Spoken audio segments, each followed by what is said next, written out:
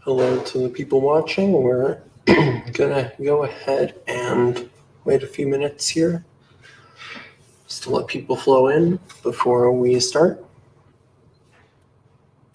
I'll say in advance, some of my coworkers are meant to show up too. They couldn't make it, apologies. So it's just gonna be me.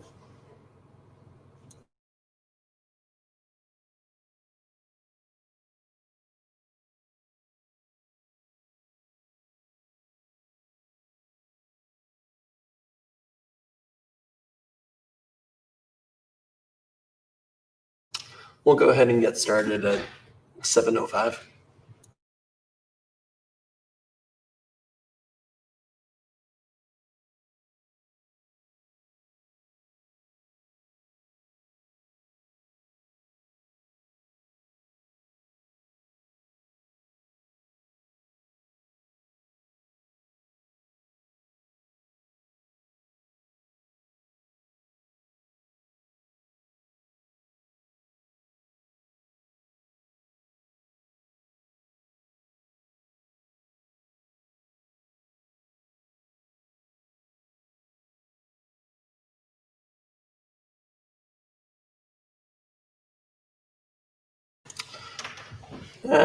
We can just get started with formalities right now, actually. So, hi everyone, thanks for tuning in. My name is Michael Lochnan, as you can see in the corner there, and I am the person that was in charge of this whole Gameathon event.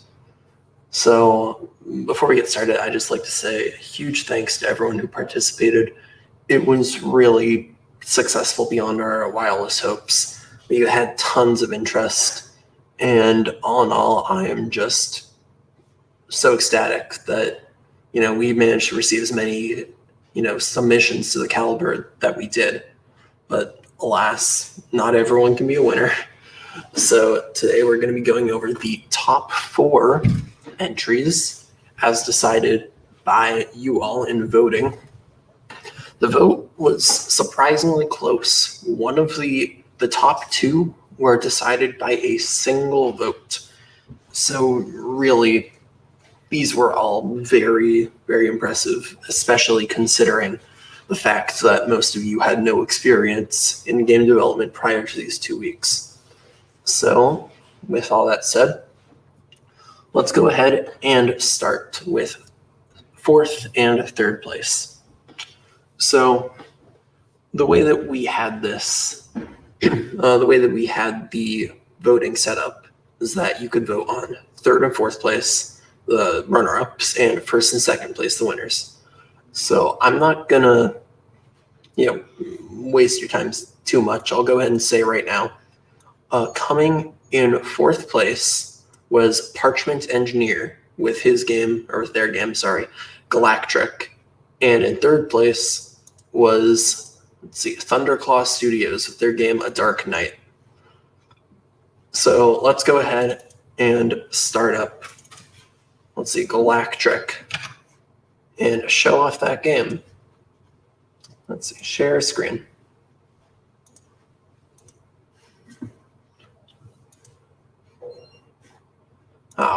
We can make it better than that. There we go.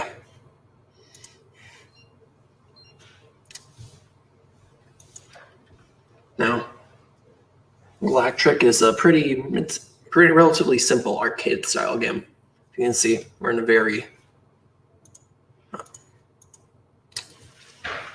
very calm looking screen here. Once I hit Z though, we are thrown immediately into the action. It's very loud. I don't know if it's showing up for you guys on stream. And essentially the goal here, to my knowledge, is to stay alive, because all these things are trying to kill you. Z is thrust. All right, I'm not going to stick on this too long because it's very loud and I can't hear myself think. But that's essentially the game. The goal is to stay alive. Now, I thought personally this was a very fun game. It's a really nice arcade style thing, replay value is inherent in the ability. that you're aiming for a high score here. I do, however, think that there were definitely some improvements to be made. I think it says up and down to accelerate, left and right to turn, Z to boost. I think this could be better communicated. The game is very hectic, and I think that without giving a proper introduction, maybe a tutorial, a lot of players can be ostracized as they're left not really sure of what they're supposed to do. But besides that, I thought this was a really fun game. Really enjoyed it. Now we'll go ahead and play our third place game here. Apologies for my very messy desktop there. A Dark Knight here. Dark Knight does something similar. It really just... game audio isn't coming through. Honestly, it's fine. That game was very loud anyway. But this game does a similar thing of really not giving it much of a tutorial, just heading straight into the action. And it's a pretty simple side scroller here. And here, I will just try to give a presentation while you can't hear yourself speak because of the music, and while talking isn't super easy, but I'll try. So I really liked this game, but at the same time, I think that the level design, I really like that. I like how when you hit these guys, they just go flying. It's really satisfying. But I think that the level design could have used a bit of work here.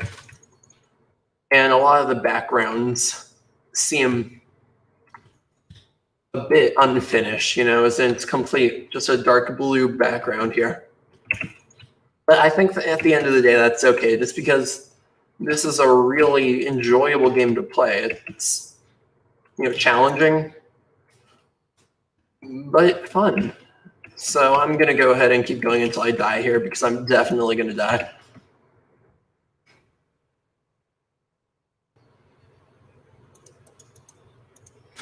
Also, tiny little nitpick, but I feel like the movement speed is a bit slow. All right, here's the boss.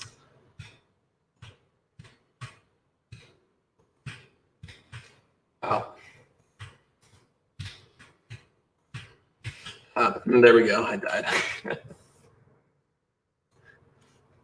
What can I say? I'm not the best at this. All right. So those are the runner-ups. Both of you guys, great job. If you're here watching, send a message to me on Discord on Michael Lochnan. If you don't, we'll probably reach out to you, but it's faster that way. And we can get you, just send us your address and we'll be able to get you your prizes. Now for the final two. Now, like I said, this was an extremely close voting process. The two games were Treasure Chamber and Gun Rose to those that played them. And personally, I really had a lot of fun with both of these games. And I think it really could have gone either way. Both of these games, I would have been pretty content being the winners, but there can only be one. And between the two, the game that came out on top was Apt Benj's Treasure Chamber and Gun Rose by Mandel coming in second place.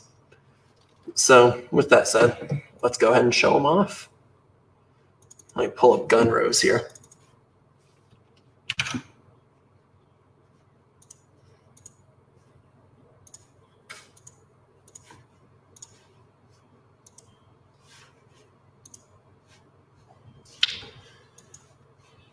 Now, I think this game, its biggest thing going for it was a personality. It's such a fun game, fun kind of feeling game. It all feels very clean. And as you beat every level here, this guy at the bottom, this monkey looking dude, he gives really vague pieces of wisdom. and it's very funny. And I just think that's the biggest draw to this game. It just exudes charm. It really feels as though Mandel, the person who made this game, had a lot of fun making it. Without choice, one cannot believe. Suffering is born in the gap where choice has been excluded. I'm not going to play through this whole game because it's pretty lengthy in all honesty, but I am going to play through the first few levels here. But my one big criticism with this game is that it gets really difficult at the end. Pain is the antithesis of will. You see, it is possible to kill the things that might harm us, yes, but not with that balance on our side. And here, yeah, this is the bit that really got to me. Well, it's not necessary right now, but there's a mechanic in this game where you have to land on a planet, and it's very finicky. And that was probably my biggest issue with the game. And that one mechanic meant that it took me genuinely hours to beat this game.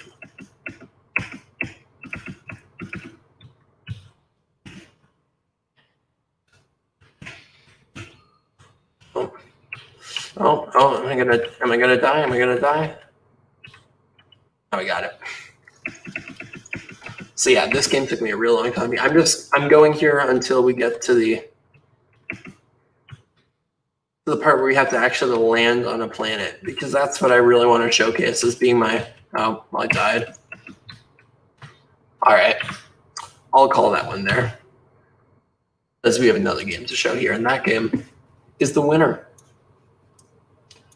That being Apt-Benj's Treasure Chamber. Oh no, I have to reinstall it. Sorry. I clicked a fresh install because I wasn't sure, but there you go. This game doesn't have a full screen, so you're gonna have to bear with seeing this background here. But while the last game's biggest draw to it, I'm going to skip the tutorial because I've played this before. The last game's biggest draw to it was definitely its, what's the jump button? Okay, there. Was its charm? This one is definitely its gameplay. This game is really, really well polished in terms of gameplay.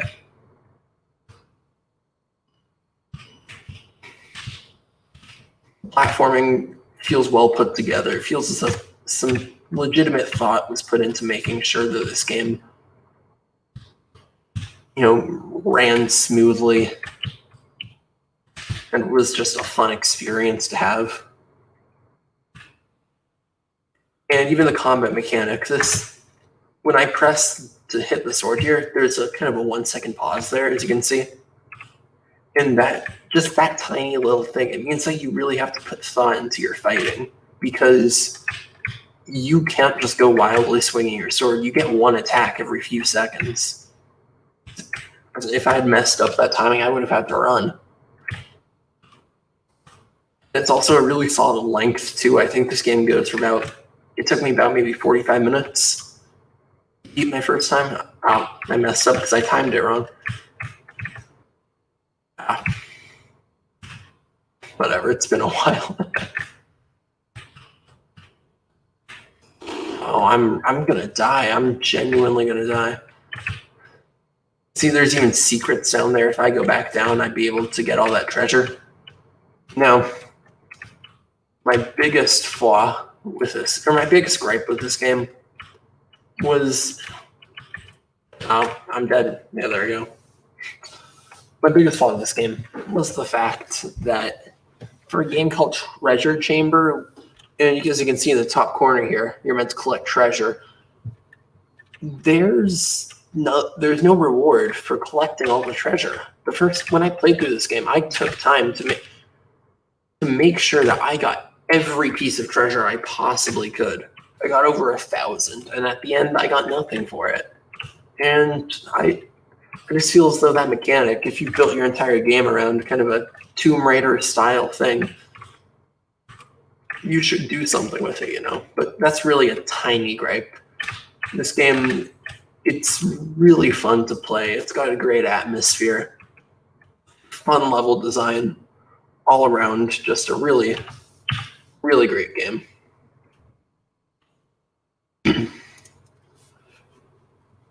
And yeah, this wasn't a super long presentation. I just wanted to go through those games and show them off to everyone. So again, AptBenj, Mandel, Thunderclaw Studios, and Parchment Engineer. Sorry if I butchered anybody's names there, anybody's usernames. Please reach out to me on Discord. If not, at some point in the next week or so, we'll reach out to you alongside all the raffle winners for those Unity t-shirts and get in contact for your prizes. I just want to reiterate that I'm really thankful that everyone participated to the extent that we did. It was really shocking. Gameathon started out as just an internal thing, a bit project meant to, get people already part of it involved and, excited. And it grew into this whole big affair with, hundreds of people participating and, guest speakers from major companies and corporations. And I'm speaking on behalf of all of us when I say I couldn't be prouder. So thank you so much for participating. And I hope to see all of you in the events Bit Project has to come. Thanks.